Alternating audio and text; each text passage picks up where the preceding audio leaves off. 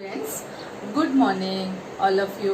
आज हम क्या पढ़ने जा रहे हैं? हिस्ट्री सब्जेक्ट, 9th स्टैंडर्ड का हिस्ट्री सब्जेक्ट। हिस्ट्री सब्जेक्ट में आपका फर्स्ट चैप्टर जो है उसका नाम है सोर्सेज ऑफ हिस्ट्री, जो इतिहास के साधन।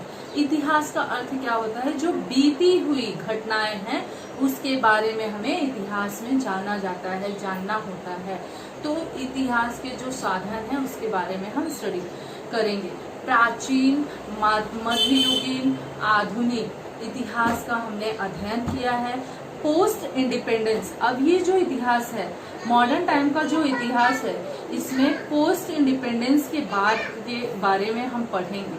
पोस्ट इंडिपेंडेंस के बाद हमारी जो घटनाएं हुई थी, जो भी स्थिति थी, उसके बारे में सोर्सेज ऑफ हिस्ट्री में बताया गया। तो ये प्रादेशिक भी हो सकता है, इंटरनेशनल, नेशनल, रीजनल, इस स्तर पे ये घटनाओं के बारे में ऑडियो विजुअल बताया गया है। सोर्सेज ऑफ हिस्ट्री के जो 3 टाइप्स हैं, फर्स्ट टाइप क्या है? रिटन सोर्सेज, सेकंड है ओरल सोर्सेज, थर्ड है material sources. First written sources. Written sources क्या होते हैं? जो रिटन का अर्थ होता है लिखित साधन, जो भी हमारे पास लिखित मतलब लिखित रूप से अवेलेबल होते हैं, डॉक्यूमेंट्री, दस्तावेज, उससे कहा जाता है लिखित साधन। जैसे फॉर एग्जांपल है newspaper, references book, diaries, correspondence, government gadgets etcetera. ये सब हमारे पास क्या है? रिटन सोर्सेज के, लिखित साधन के एग्जाम्पल हैं। न्यूज़पेपर क्या होता है? न्यूज़पेपर का हमारे जीवन में महत्वपूर्ण अंग है, महत्वपूर्ण पार्ट है, हिस्सा है। एक हम सभी लोग एक डेमोक्रेटिक कंट्री में रहते हैं, एक लोकतांत्रिक देश में रहते हैं। लोकतांत्रिक देश में रहने के लिए और लोकतंत्र को मजबूत बनाने के लिए हम सभी को क्या न्यूज़पेपर का अहम भूमिका निभाना पड़ता है। न्यूज़पेपर के जरिए हमारा जो डेमोक्रेटिक है वो 4 पिलर की स्टैंड किया हुआ है। 4th पिलर का अर्थ होता है कि चौथे स्तंभ पर न्यूज़पेपर के जरिए यह जो है डेमोक्रेटिक को स्टैंड किया है, और डेमोक्रेटिक को मजबूती लाने में न्यूज़पेपर का महत्वपूर्ण इंटीग्रल पार्ट है। जैसे कि आज हम सभी बहुत सारे पॉलिटिशियंस के बारे में सोशल इंफॉर्मेशंस कलेक्ट करते हैं, तो ये सब हमें क्या होता है कि वीकली, मंथली ये सारे इंफॉर्मेशंस हमें न्यूज़पेपर के जरिए पता चलते हैं। पॉलिटिशियंस के बारे में, रिफॉर्मर्स के बारे में, लीडर्स के बारे में, इन सब के बारे में हम रिटन सोर्सेज में स्टडी करते हैं। सेकंड है रेफरेंसेस बुक।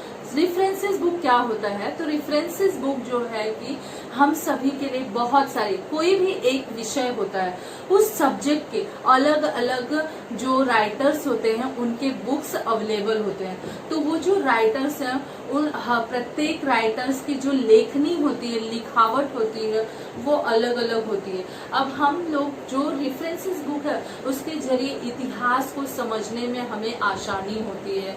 थर्ड है डायरी। हमारे पास बहुत सारे जो कि मतलब सोशल रिफॉर्मर्स हैं, फिर हमारे जो कि लीडर्स हैं, इन सब के बारे में डायरीज में उनके जीवन के बारे में क्या वो घटनाएं हुई थी, कब हुई थी, और इन सब के बारे में किस दिन हुआ था, यह कालक्रम क्रोनोलॉजिकल लिखा हुआ होता है, और जिसके जरिए क्या होता है हम सब अध्ययन करते हैं। हमें ये पढ़ने से हमारे ऐतिहासिक घटनाओं के बारे में जानकारियां मिलती हैं।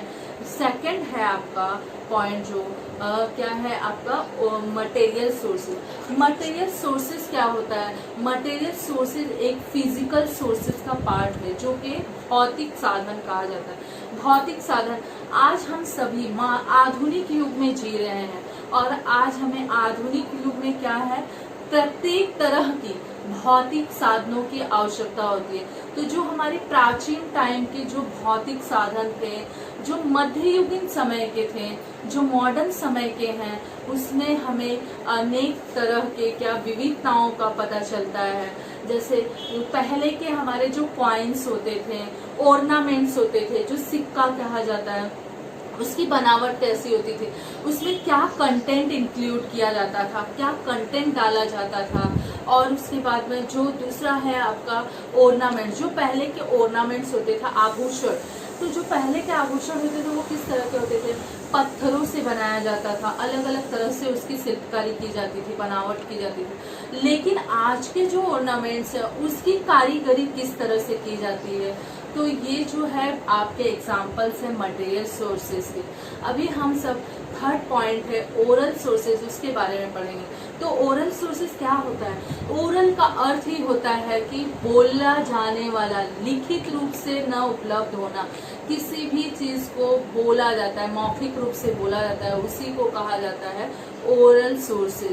तो ओरल सोर्सेज क्या हो सकता है? तो जैसे कि लोकगीत होती हैं, लोक कथा होते हैं, जो पोवाड़ा होते हैं, ये सारी जो जितने मराठी की गीत होती हैं बहुत सारे। तो हर एक स्टेट का, हर एक राज्य का अपना एक क्या होता है कि लोकगीत होता है, लोक कथा होता है। जैसे पहले के जमाने में लोग, महिलाएं क्या करते थे, पुरुष क्या करते थे, इकट्ठा होकर कोई भी किसी भी प्रकार का जो इवेंट्स होते थे, जो भी मतलब प्रोग्राम होते थे, उसमें सभी व्यक्ति अपने अपने एक भूमिका निभाते थे और वो उसके लिए एक स्क्रिप्ट तैयार करते। तो ये स्क्रिप्ट में वो उसके बाद उसे प्रेजेंट करते थे, बोलते थे।